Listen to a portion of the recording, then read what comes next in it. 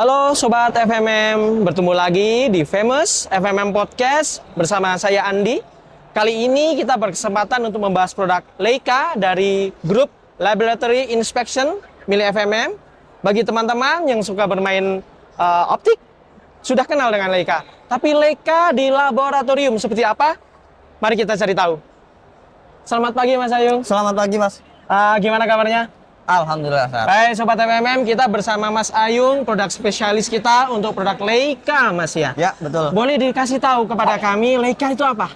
Oke, jadi untuk Leica ini sebenarnya dia mikroskop optik ya. Jadi mikroskop optik ini mikroskop yang menggunakan cahaya sebagai sumber untuk mendapatkan image-nya. Oh oke. Jadi kita ada dua sebenarnya, ada mikroskop optik dan juga mikroskop elektron. Jadi ini ada dua perbedaan. Yang pertama kita menggunakan cahaya, ini untuk mikroskop optik. Yang kedua ada mikroskop elektron. Ini kita menggunakan elektron sebagai sumber istilah sebagai pengganti cahayanya supaya menghasilkan image. Oh, oke. Oke. Jadi ada dua detektornya, cahaya atau pendaran elektron. Betul. Boleh dikasih tahu satu contoh saja produk Leica, baik yang menggunakan cahaya atau yang menggunakan elektron, biar rekan-rekan ini bisa lihat nih yang mana. Jadi kalau untuk mikroskop optik dari Leica, ini ada salah satu contohnya. Oh oke. Ini ada. Jadi ini optik ya Mas ya? Betul, ini optik. Oke. Ini ada stereo mikroskop. Stereo mikroskop. Oh yang saya dengar stereo tuh audio nih. Ternyata enggak ya? Enggak, ini stereo mikroskop. Jadi di mikroskop itu ada namanya untuk menganalisis mikrostruktur dan juga ada makrostruktur. Oke.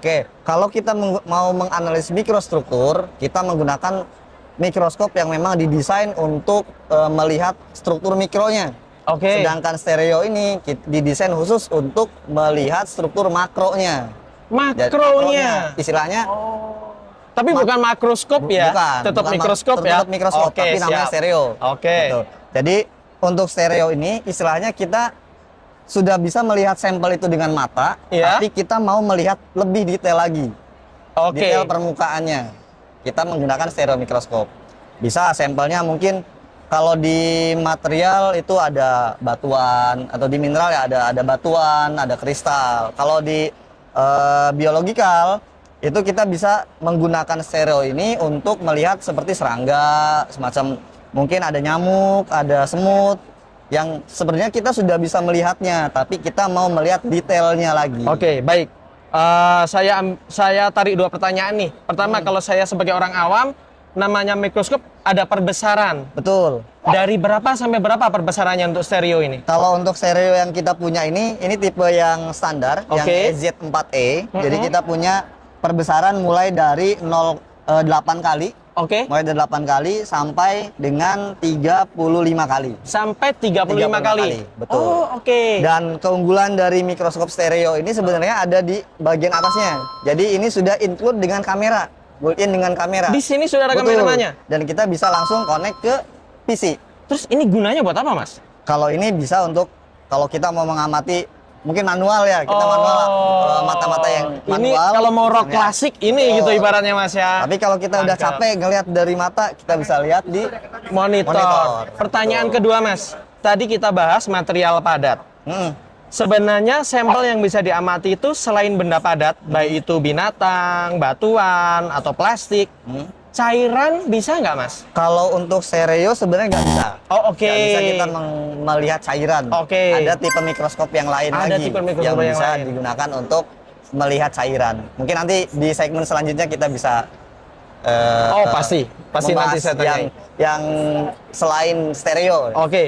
Boleh didemonstrasikan bagaimana cara bekerjanya? Pertama gimana nih? Pertama mungkin kita ada sampel saya lihat ya. Betul, ada. Kita contohnya ada batuan. Kita bisa buka softwarenya dulu.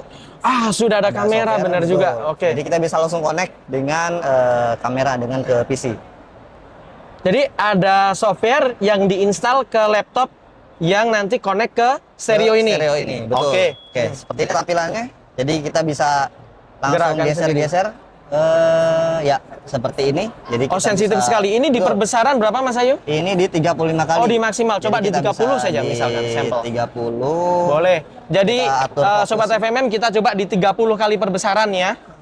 Ini kita bisa atur fokusnya. Oke, ini bisa kita lihat. Kita bisa geser-geser. ya, tip of the clip-nya kelihatan. Nah, ini bisa kita lihat detail dari permukaan si sampelnya. Seperti ini. Oke. Kalau dari yang saya lihat ya, secara visual, ini sampel batuan kuarsa. Betul. Ya, batuan kuarsa. Dan ini adalah tekstur terluar dari batuan tersebut. Betul. Jadi memang melihat lebih dekat, tapi tidak dalam skala yang berlipat-lipat ratusan kali perbesarannya. Oke. Biasanya Mas, yang hanya terbatas sampai katakanlah 35 perbesaran, itu dialokasikan untuk laboratorium yang di mana saja? Sebenarnya bisa untuk laboratorium dasar ya. Dasar. Seperti biologi dasar atau lab untuk di material dan mineralogi itu bisa di lab dasar untuk melihat. Ya mungkin hanya melihat detail batuannya atau detail-detail serangga itu cukup.